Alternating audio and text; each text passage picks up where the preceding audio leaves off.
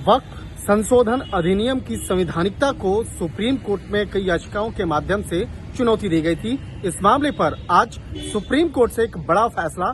आ सकता है। जिस तरह से इस मामले में एक अंतरिम फैसले का इंतजार हो रहा है, तो इस मामले में इस बात को सबसे पहले समझना चाहिए कि वो कौन से 3 प्रमुख बिंदु हैं जिस मामले को लेकर सुप्रीम कोर्ट एक अंतरिम फैसला सुना सकता है। उन 3 अगर बिंदुओं की अगर बात करें तो सबसे महत्वपूर्ण जो बिंदु है वो कि पहले से घोषित वक्फ संपत्तियों को क्या अंतिम फैसला आने तक डी नोटिफाई किया जा सकता है या नहीं। दूसरा जो है जो सबसे महत्वपूर्ण पॉइंट है कि कलेक्टर की जांच, जो डीएम की जो जांच का जो फैसला है इस मामले पर लेकर जो कहा गया था कि क्या जमीन को वक्फ मानना रोका जा सकता है या नहीं। और तीसरा जो सबसे महत्वपूर्ण है,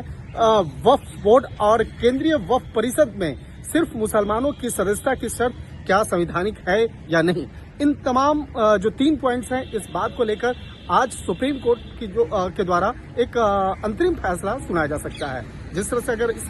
सुप्रीम कोर्ट की अगर बात करें तो चीफ जस्टिस ऑफ इंडिया और उनके साथ में कुल 3 जजों की जो बेंच है इस मामले में आज अंतरिम फैसला सुना सकती है। और इस मामले पर जिस तरह से 22 मई को तमाम सुनवाई को सुनने के बाद जिस तरह से फैसला को रिजर्व रख लिया गया था और उसके बाद आज वो आखिरी तारीख आ गई है जब सुप्रीम कोर्ट के द्वारा ये फैसला सुनाया जाएगा कि जो ये 3 प्रमुख मसले हैं जिसको लेकर कई याचिकाएं दायर की गई थी। और इस मामले पर चाहे बात करें कपिल सिब्बल की बात करें, अभिषेक मनु सिंघवी की बात करें या अन्य वकीलों के द्वारा जिस तरह से कोर्ट में लगातार 3 दिनों तक कोर्ट में दलील दी गई और इन तमाम मसलों को लेकर जिस तरह से प्रमुख बिंदुओं को कोर्ट के सामने रखा गया और जिस तरह से वक्फ संशोधन अधिनियम की संवैधानिकता को जिस तरह से चुनौती दी गई, तो इन तमाम तीनों प्रमुख बिंदुओं पर कोर्ट का निर्णय जो है वो बेहद महत्वपूर्ण होने वाला है। जिस तरह से अगर डीएम की अगर बात करें तो इस संशोधन को जो किया गया था, संशोधन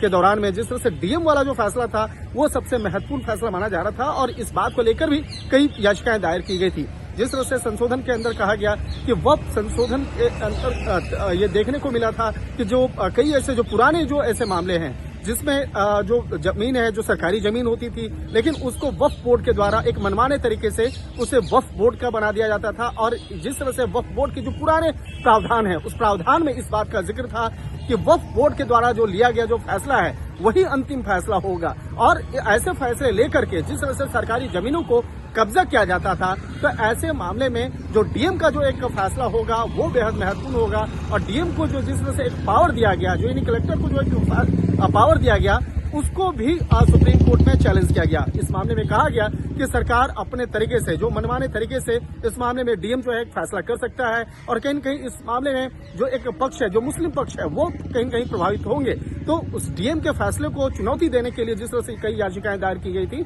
इस मामले को लेकर सुप्रीम कोर्ट एक फैसला सुना सकता है। दूसरे बिंदु की अगर बात करें तो जिस तरह से वक्फ बोर्ड के अंदर में एक वक्फ बोर्ड और दूसरा केंद्रीय वक्फ परिषद बनाने का जो फैसला लिया गया था और उसमें गैर मुस्लिम जो शब्द का प्रयोग किया गया था कि उसमें से 2 सदस्यों को जो रखने का जो फैसला लिया गया था, इस बात को भी लेकर याचिकाएं दायर की गई और कहा गया कि जो वक्फ बोर्ड है वो मुसलमानों के लिए बना है और मुसलमानों के लिए अगर बना है तो उसमें हिंदू या गैर मुस्लिम होने का मतलब क्या है, उसे गैर मजहब के जो लोग हैं या गैर धर्म के जो लोग हैं वो उसको उसमें शामिल क्यों किया जा रहा है, इस बात को लेकर भी चुनौती दी गई थी। तो आज इस मामले पर सुप्रीम कोर्ट इस मामले पर सुनवाई के दौरान में तमाम बातों को रखेगा। हालांकि जिस तरह से अगर देखा जाए संशोधन की अगर बात करें तो संशोधन के 1995 की बात करें तो उस वक्त में जिस तरह से कई ऐसे संशोधन हुए थे, उसी फैसले को लेकर जिस तरह से वक्त में संशोधन हुआ और संशोधन के दौरान तमाम बातों को रखा गया। और इसमें सबसे जो महत्वपूर्ण पॉइंट था कि जिस तरह से देश में अगर देखा जाए तो भारतीय सेना और रेलवे के बाद सबसे ज्यादा अगर किसी पर संपत्ति है तो वक्फ बोर्ड के पास वो सबसे ज्यादा संपत्ति है। चाहे वो चल और अचल संपत्तियों की बात करें तो देश में इतने भारी मात्रा में